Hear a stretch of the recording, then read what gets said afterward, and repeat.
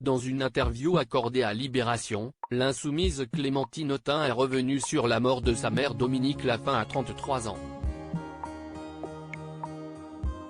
Un tabou qu'elle brisait déjà en 2019 dans un livre entièrement consacré à celle qui l'a mise au monde.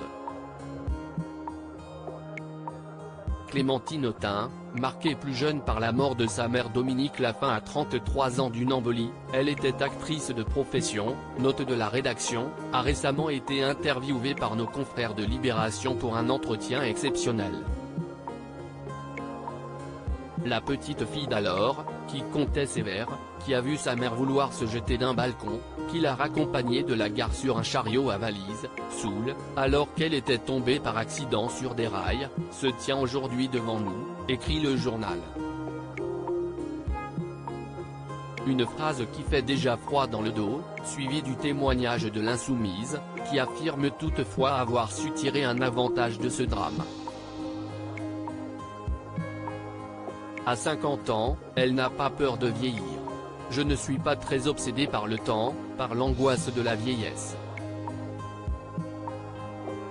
Comme ma mère est morte à 33 ans, j'ai l'impression depuis que ce n'est que durable.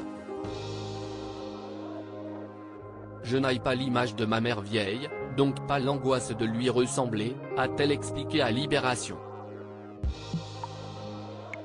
Ce n'est pas la première fois que Clémentine Autain parle de cette histoire familiale difficile.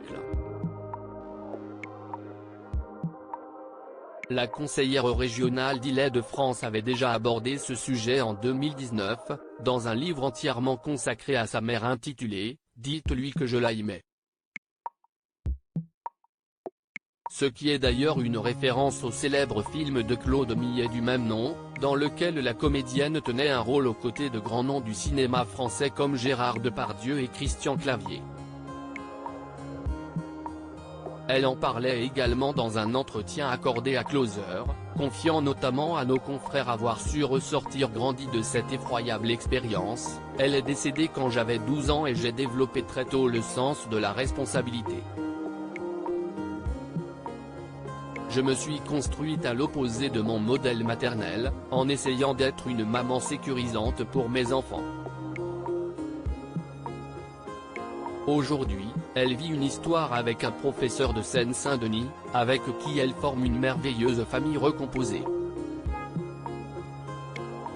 Car elle est mère de 2 enfants, nés de sa précédente histoire avec Michaël Garnier-Lavalais, ancien conseiller de la ministre des Sports Valérie Fourniret.